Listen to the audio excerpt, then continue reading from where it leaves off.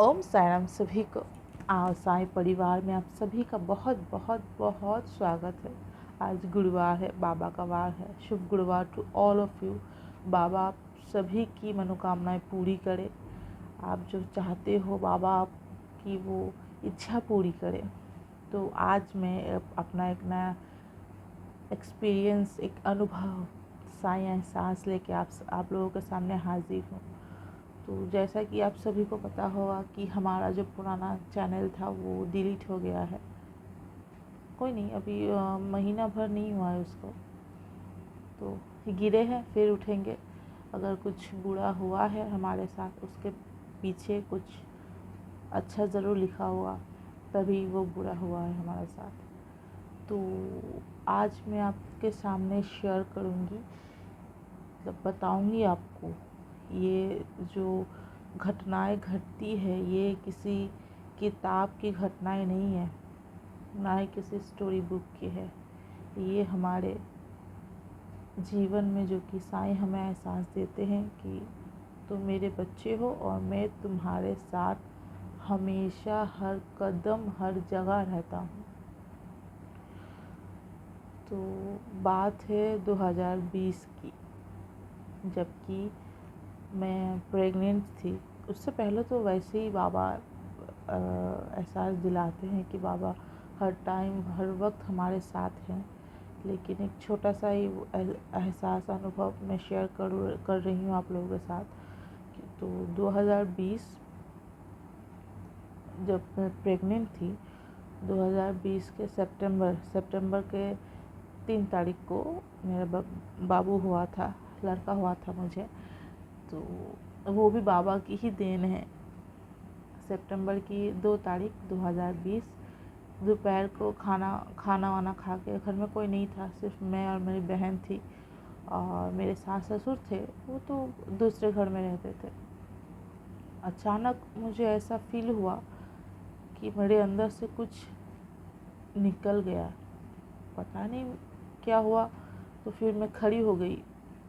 तो जो पानी होता है ना, जिस पानी पे अंदर जो बच्चा जो रहता है पानी पे रहता है, वो वाटर बैग मेरा क्या बोलते हैं उसको,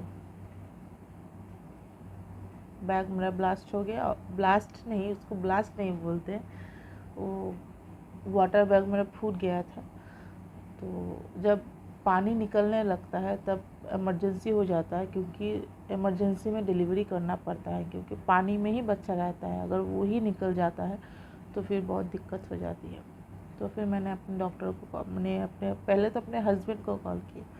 तो उनको तो समझ में नहीं आ रहा कि क्या बोल रहे नहीं बोल रहे। फिर मैंने उसको बताया कि ऐसा ऐसा बात है, आप जल्दी खड़ा हो। वो ऑफिस गए थे।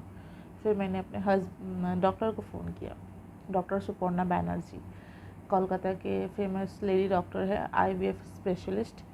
मतलब वो प्रेगनेंसी की हर तरह ट्रीटमेंट करते हैं और आईवीएफ भी करते हैं। उनका खुद का एक क्लिनिक है जहाँ पे हर टेस्ट होता है, सोनोग्राफी होता है, वो सब अपने हाथों से करते हैं मैडम। तो फिर मैंने उनको कॉल किया, लग नहीं रहा। दूसरे नंबर पर कॉल किया, तब भी नहीं लग रहा है। फिर क्लिनिक का जो नंबर था मेरे पास, मैंने क्लिनिक में कॉल किया। फिर उन्होंने कहा कि मैडम तो निकल गए हैं, कोलकाता में नहीं है अभी। तो मैंने कहा कि ऐसा ऐसा बात है, क्या करें। तो उन्होंने कहा कि ठीक है, आप रुकिए, मैं इमरजेंसी में देखती हूँ कि क्या किया जाए। मैं मैडम से कांटेक्ट करने की कोशिश करती हूँ, आप मुझे 10 मिनट्स दीजिए। फिर वो जो थी, जो कि क्लिनिक में काम करती थी, जो कि रिपोर्ट वगैरह देखती थी, रिसेप्शन में थी वो। मैं जाती थी तो अच्छा खासा मेरे साथ जान पहचान मेरे साथ हो गया था। तो क्लिनिक का एक नंबर सभी को देते थे, सभी को प्रोवाइड किया जाता था, तो मुझे भी दिया गया। और फिर वो बात की डॉक्टर से, तो डॉक्टर ने कहा कि आप एडमिट हो जाओ। तो फिर डॉक्टर ने जब मेरा नंबर देखा, एक्चुअली उनका फ़ोन साइलेंस पे था और बैक पे था, वो बाहर जा रही थी, तो साइड बैक पे उन्होंने अपना फ़ोन रख दिया था। तो जब उनको पता चला कि ऐसा ऐसा बात है, तब उन्होंने अपना फ़ोन चेक किया। फिर उन्होंने मुझे कॉल बैक किया कि क्या हुआ। तो मैंने बोला कि ऐसा ऐसा बात है मैडम। तो उन्होंने कहा कि बाबू मैं तो निकल गई हूँ, अगर तुम आधा घंटा पहले भी कॉल करती तो मैं शायद नहीं निकलती, लेकिन मैं बहुत दूर आ गई हूँ, तो तुम एक काम करो, ऐसा ऐसा नर्सिंग होम है, तुम जाके वहाँ एडमिट हो जाओ, मैं बता दूँगी उनको कि मेरा एक पेशेंट आने वाला है। तो अच्छी बात है। फिर हम ओला जो कैब होता है बुक किया गया, वो कैब आया, फिर हम लोग गए, टालीगंज में था वो नर्सिंग होम। जाके जो फॉर्मेलिटीज़ होते हैं वो मैं खुद ही फिलअप कर रही थी, मतलब मेरे हस्बैंड को एक फॉर्म दिया गया कि इसको फिलअप कीजिए, तो वो तो इतने टेंशन में थे कि उनका हाथ ऐसे ऐसे ऐसे ऐसे ऐसे काँप रहा था, वो लिख नहीं पा रहे थे। तो मैंने कहा कि क्या कर रहे हो आप, मुझे दो, मैं करती हूँ फिलअप। तो मैंने अपना एडमिशन फॉर्म खुद ही फिलअप किया, फिर मैंने उनको जमा दिया, फ़ीस वगैरह जितना पेमेंट करना था एडवांस उनको पेमेंट किया गया। फिर उन्होंने मुझे अपना एक बेड प्रोवाइड किया गया। तो वहाँ मैं उस रूम में मैं अकेली थी, छोटा सा एक रूम था, सिंगल रूम, जहाँ पे एक ही पेशेंट रह सकता है। तो उस रूम में मैं अकेली थी और मुझे पेन हो रहा था ऐसा नहीं है, लेकिन जब बुखार में जो बदन हाथ जैसा पेन हो रहा था वैसा ही, उतना ही पेन हो रहा था, उससे ज़्यादा नहीं। तो मैंने उनको कहा कि ऐसा पेन हो रहा है, तो उन्होंने मुझे पैरासीटामोल, क्योंकि उस टाइम पे आप तो कुछ ले नहीं सकते दवाई, तो पैरासीटामोल 650 उन्होंने मुझे दिया कि ये लो तो शायद तुमको थोड़ा आराम मिलेगा। और डॉक्टर आए, उससे पहले डॉक्टर आए रात को 1 बजे 1:20 में, और उससे पहले मतलब मैं हॉस्पिटल पहुंची 5 साढ़े 5 बजे तक। 5 साढ़े 5 बजे से लेके 1 बजे तक, मतलब मेरा जो हालत हुआ, ऐसा नहीं कि मुझे बहुत तकलीफ़ हो रहा था, लेकिन वो जब डॉक्टर थी नहीं तो किसी न किसी को तो चेकअप करना होता। तो डॉक्टर ने किसी को बताया था, वो जेंट्स डॉक्टर थे, वो आए, उससे पहले नर्स आई, आके मेरा पल्स वगैरह देख के प्रेशर बीपी कितना है वो उन्होंने चेक किया। फिर बच्चे का हार्ट बीट, मतलब जो गवर्नमेंट हॉस्पिटल होते हैं वहाँ शायद नहीं होता ये प्रोसीजर, मतलब बच्चे का हार्ट बीट वहाँ नहीं चेक किया जाता है, लेकिन प्राइवेट में चेक किया जाता है, और स्पेशली तब जब आपका डॉक्टर तब नहीं है आपके पास, आपको पता है कि वो 5-6 घंटा बाद आएंगे, और ऐसे पानी निकलता जा रहा है। मुझे तो लिटा दिया गया था, और मुझे उठ के मैं ऐसे बैठूं वो मुझे परमिशन नहीं थी।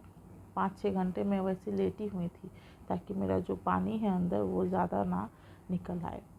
तो जो नर्स आई थी उससे पहले उन्होंने मुझे चेक किया, बीपी चेक किया, सब कुछ चेक किया, पूरा सब नॉर्मल है, और बच्चे का हार्ट बीट भी चेक किया उन्होंने, और उन्होंने मुझे बताया कि आपको समझ में आ रहा है ये क्या है। तो मेरा तो पहला बार है, मुझे कैसे समझ में आता। तो मैंने कहा कि नहीं, मुझे समझ में नहीं आ रहा है क्या है। तो बोला कि बच्चे की हार्ट बीट है।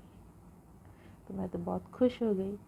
तो ऐसे ही आधा घंटा 1 घंटा बाद वो नर्स आती रही और चेक करती रही। फिर शाम को 7 साढ़े 7 बजे आया एक डॉक्टर। ओह माय गॉड, उसको देखते ही मेरा हालत पूरा ख़राब हो गया कि ये क्या करने वाले हैं। मुझे मुझे मेरा मेरा जो डॉक्टर है वो तो लेडी डॉक्टर है, वैसे ही शर्म आती थी बहुत, इसीलिए लेडी डॉक्टर प्रेफर किया था हमने। और वो आए, उन्होंने मुझे चेक किया, और फिर नर्स को बोले कि पानी बहुत है, टेंशन लेने वाली कोई बात नहीं है, मतलब अंदर, और बच्चे का सर थोड़ा ऊपर है, तो आई डोंट थिंक कि ये नॉर्मल डिलीवरी होगा, इसको सी सेक्शन ही करवाना पड़ेगा। सी सेक्शन मतलब सिजेरियन को सी सेक्शन बोला जाता है शॉर्टकट में। और मुझे कुछ एहसास हो रहा था, मैं खुद भी नहीं चाह रही थी कि मेरा नॉर्मल डिलीवरी हो, क्योंकि थोड़ा सा हाथ कट जाने में जो लड़की रो रो के पागल होती थी वो नॉर्मल डिलीवरी कैसे कराएगी। लेकिन मेरा बाबा का रहम है, करम है कि मेरा बच्चा मुझे सही सलामत मिला। तो मैं जो नर्स थी तो वो डॉक्टर चले गए। उसके एक घंटा या 1.5-2 घंटा बाद फिर नर्स आई, तो उन्होंने फिर चेक किया, बाबू का हार्ट बीट अंदर ही। तो फिर मैंने उनको पूछा कि डॉक्टर कब तक आएंगे, तो बोला डॉक्टर रास्ते में पहुँचेंगे। वो तो मुझे बताएंगे नहीं, क्योंकि ऑब्वियस सी बात है कि मैं डर जाऊंगी या फिर टेंशन करूंगी कि क्या होगा, अभी डॉक्टर आने में इतना देर है। तो वो मुझे बोलते रहे कि डॉक्टर आ रहे हैं, डॉक्टर आ रहे हैं ऐसे। तो मैंने उनको कहा कि मुझे नॉर्मल नहीं करवाना है, मेरा सी सेक्शन करवा दीजिए। तो वो नर्स बोलने लगे क्यों, सी सेक्शन क्यों करवाना है। मैं बोली कि नहीं, मुझे सी सेक्शन ही करवाना है, मुझे नॉर्मल नहीं करवाना है, कि नॉर्मल में जो दर्द होता है शायद ही मैं वो सहन कर पाऊँ। और फाइनली इंतज़ार करते करते रात के 1:20 में डॉक्टर आए। और डॉक्टर, मेरी मम्मी बाहर बैठी थी, डॉक्टर दौड़ दौड़ के आ रही थी। मतलब मम्मी बूढ़ी की बेचारी इतना दौड़ दौड़ के आई कि उसको पता है कि उसका एक पेशेंट है अंदर, इस हालत में है। और फिर 1:20 में डॉक्टर आई, 1:30 में मुझे ओटी में ले जाया गया। और जब भी मतलब वैसे उससे पहले तो मुझे टेंशन नहीं हो रहा था, मतलब मुझे पता है कि मेरे साथ क्या होगा नहीं होगा, लेकिन वो मुझे विश्वास था कि मेरा बाबा है। मैं बहुत डरती हूँ हॉस्पिटल जाने में। मैं ऐसी लड़की हूँ, बचपन से मुझे उतना दवा ये वो नहीं, मुझे उतना मिला मतलब ज़रूरत ही नहीं पड़ी कभी। फर्स्ट टाइम शादी के बाद फर्स्ट टाइम हॉस्पिटल में एडमिट हुई, तब डेंगू हुआ था। और ये सेकंड टाइम था। और बेबी तो फर्स्ट टाइम था, वैसे ही बहुत मतलब क्या होगा नहीं होगा। तो उससे पहले तक मैं ठीक थी, लेकिन जब मैं ओटी पे गई, पाँव रखे अंदर, 3-4 एसी चल रहे थे अंदर में, शायद उसी की वजह से मेरे बदन हाथ इतना कांप रहे थे कि मैं खड़ी नहीं हो पा रही थी। तो वो 2-3 ओटी में तो 7-8 लोग रहते ही हैं हेल्प करने के लिए। 2 डॉक्टर थे, 2 नर्सेस थे, वार्ड बॉय था 2, और जो मेरी जो देखभाल कर रही थी जो लेडी वो थी। तो मुझे स्ट्रेचर पे उठा के बिठाया गया, जो ओटी का जो वो होता है वो वाला स्ट्रेचर, उसमें मुझे बिठाया गया। और सी सेक्शन से पहले इस यहाँ से जो रीढ़ की हड्डी नीचे आती है, मिडिल पोर्शन पे एक मोटा वाला सुइयाँ देते हैं तो उन्होंने मुझे ऐसे स्ट्रेट बिठाया और मेरे गर्दन को नीचे की तरफ झुका दिया, बोला कि उठना नहीं है। और मुझे एहसास हो रहा था कि कुछ जा रहा है, लेकिन दर्द नहीं हो रहा था। पहले तो स्ट्रेट दिया गया, फिर ऊपर, फिर नीचे। तो उसके बाद मैं तो बहुत काँप रही थी। मेरा पैर, मतलब मुझे लेटाया गया, लेकिन मेरा पैर काँपते काँपते गिर जा रहे थे। तो उन लोगों ने क्या किया कि मेरा दोनों पैर एक साथ में बांध दिया। मुझे समझ में नहीं आ रहा था, क्योंकि तब तक मेरा एनेस्थीसिया हो गया था। और पूरा मेरे अगर चिमटी भी काटा जाता है तो समझ में नहीं आता है उस टाइम। मुझे समझ में नहीं आया, क्योंकि मैं यहाँ तक मेरा एनेस्थीसिया किया गया था, लेकिन यहाँ तक तो मैं जगी हूँ ना। मतलब जितना पोर्शन आप देख रहे हो, ये वाला पोर्शन जगा हुआ रहता है, ये दोनों हाथ और ये मुंडी जगा हुआ रहता है। और फिर वो डॉक्टर बोली कि आप एक काम करो, पैर बांध दो, क्योंकि वो गिर जा रहे थे। फिर यहाँ तक कपड़ा फैला हुआ रहता है, क्योंकि अगर पेशेंट अगर देखेगा वैसा खून वून तो वो डर जाएगी, इसलिए कपड़ा फैला हुआ रहता है। तो एनेस्थीसिया जिस डॉक्टर ने मेरा किया, मैंने उनको पूछा कि मुझे ऐसा क्या हो रहा था, क्योंकि मैं इतना काँप क्यों रही हूँ, बोल के मैंने उनका हाथ पकड़ लिया वो डॉक्टर के। तो बोला कुछ नहीं होगा, थोड़ी देर में ठीक हो जाएगा। और फिर मतलब डॉक्टर का जो काम था वो तो कर ही रहे थे, लेकिन वो बोल रहे हैं कि मुझे बच्चे का सर नहीं मिल रहा, एक काम करो धकेलो। तो ऊपर के पोर्शन ऐसे में लेटी हुई थी, मेरे इस तरफ एक डॉक्टर, इस तरफ एक नर्स और एक वार्ड बॉय, तीनों इस तरह के जो पोर्शन होते हैं यहाँ से तीनों ढकेल रहे थे, क्योंकि बच्चे का मतलब बाबू का सर नहीं मिल रहा था उस टाइम। और 3-4 मिनट ढकेलने के बाद उनको सर मिला शायद। और जब उन्होंने, मुझे महसूस नहीं हो रहा था लेकिन वो लोग बोल रहे थे, मुझे सुनाई दे रहा था। जब बाबू को निकाला गया तो डॉक्टर बोली कि, मतलब बंगाली में बोली वो, कि देखिए कि क्या करके बैठा है। मैं बोली कि क्या करके बैठा है, मुझे समझ में नहीं आ रहा। फिर वो लोग आपस में बात कर रहे थे कि कॉर्ड जो है वो गले में फंस गया था। अब कॉर्ड जो मम्मी का जो नाभि होता है उसको डॉक्टर लोग कॉर्ड बोलते हैं। तो जो नाभि जो होता है ना, मेरा जो नाभि था वो मेरे बच्चे का गले में 2 बार ऐसे घूम गया था। और बाबू मेरा यहाँ, ये वाला जो पोर्शन है ये पूरा नीला पड़ गया था। और उसको निकालने के बाद मुझे दिखाया गया और मेरे हस्बैंड को दिखाया गया। मेरे मम्मी लोग थी, मम्मी मेरी दादी, उनको दिखाया गया तो वो लोग तो बहुत डर गए कि ऐसा क्या हुआ बच्चे को। तो डॉक्टर ने कहा कि डरने वाली कोई बात नहीं है, अभी ऑक्सीजन चलेगा, ठीक हो जाएगा। रात के 2 बजे मुझे ओटी से निकाला गया और 2 बजे से 8 बजे तक मेरे बाबू को ऑक्सीजन दिया गया। और उसके नेक्स्ट दिन जो थी औरत जो कि मेरी देखभाल के लिए, हर नर्सिंग होम में होता है पेशेंट के देखभाल के लिए, उन्होंने कहा कि अच्छा हुआ कि रात को ही तुम्हारा डिलीवरी हो गया, क्योंकि अगर तुम ऐसे मतलब सुबह के इंतज़ार करती तो शायद खाली हाथ जाती। भगवान ना करे कि ऐसा दिन किसी को देखना पड़े और खाली कैसे जाती, क्योंकि मेरा बाबा था, उनको पता था कि क्या सिचुएशन है, उस हिसाब से उन्होंने सब कुछ करवाया। क्योंकि आप ही सोचिए, उनको और भी लेट हो सकता था, वो सुबह आ सकती थी लेकिन वो रात को ही आई। और जो डॉक्टर जो शाम को जो चेकअप करके बोल गए थे कि पानी बहुत है, वो उन्होंने जो जब चेकअप किया उसके बाद ही मेरा जितना पानी था उतना सब निकल गया। इतने बुरी तरीके से उन्होंने चेकअप किया था मेरा, और उसी टाइम मैं डर गई थी बहुत।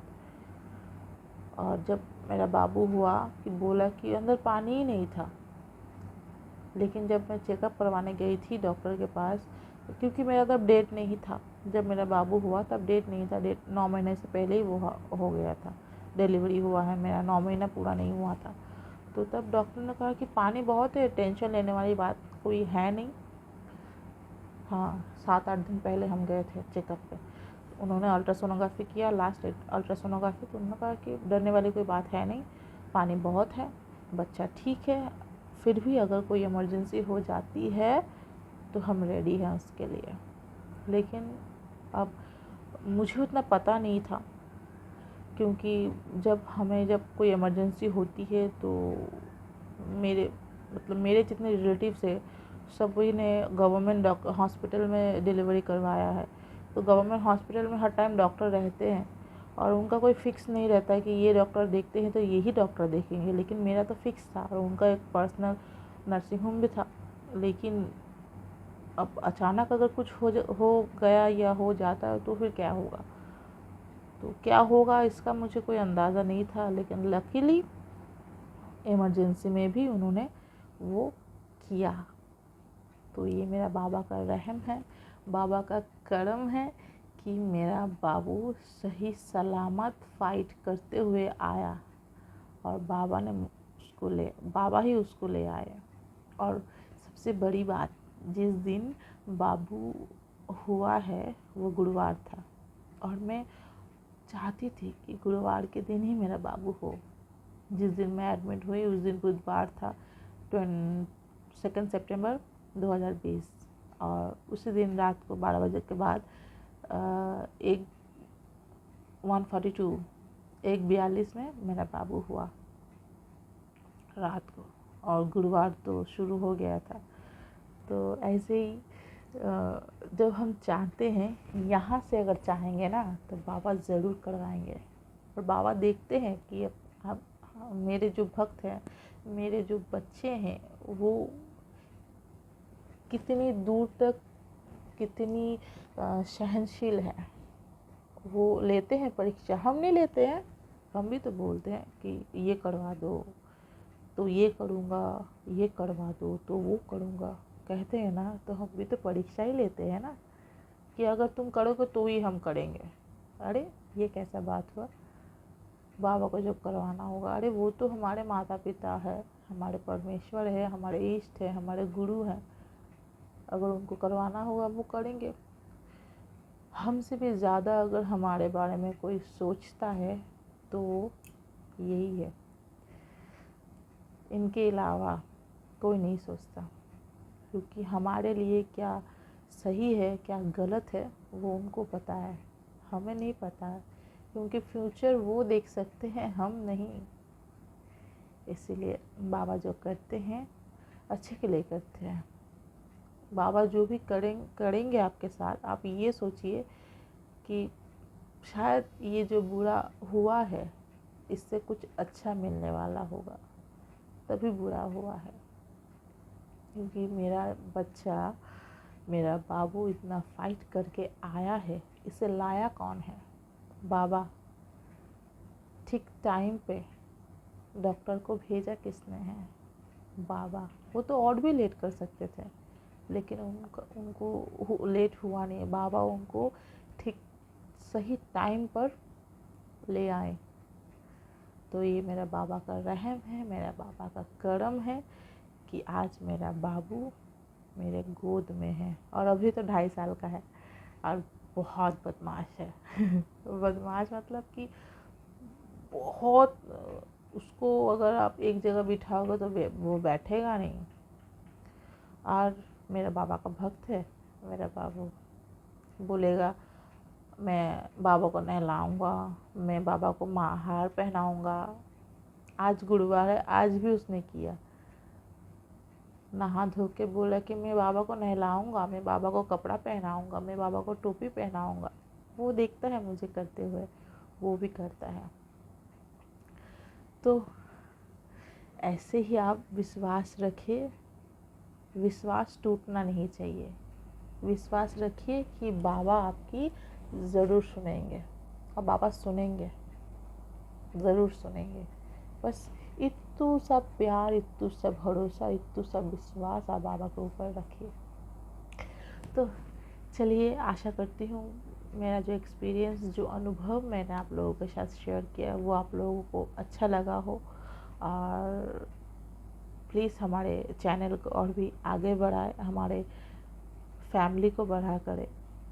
छोटा मोटा काम हम करते हैं और उसको और थोड़ा बड़ा करके करना चाहते हैं, जो कि बाबा कृपा करेंगे तो हम ज़रूर करेंगे। हम करेंगे, थोड़ा टाइम लगेगा लेकिन हम करेंगे, ज़रूर करेंगे।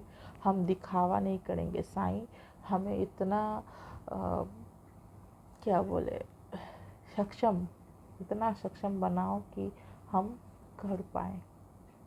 और कितनी भी ऊंची मुकाम पे हम पहुँचे, हमें अहंकार कभी ना आए हमारे अंदर। देवा कृपा करना, यही प्रार्थना है कि अभी जो सोच मैं रखती हूँ इसी सोच से मैं आगे बढ़ूँ और सबकी हेल्प कर पाऊँ आगे भी। लेकिन मेरी ये सोच कभी ना बदले, कभी मेरे अंदर ईगो ना आए, अहंकार ना आए। कृपा करना बाबा। चलिए चलती हूँ, और कमेंट में ओम साई नाम लिखना ना भूलिए, क्योंकि साई नाम लेते रहे बिगड़े काम बनाते रहे। साई नाम एक ऐसा नाम है जिससे बड़े बड़े बाधाएं, बड़े बड़े संकट टल जाते हैं। चलिए, ओम साई नाम। साई आप सभी को बहुत बहुत बहुत खुश रखे।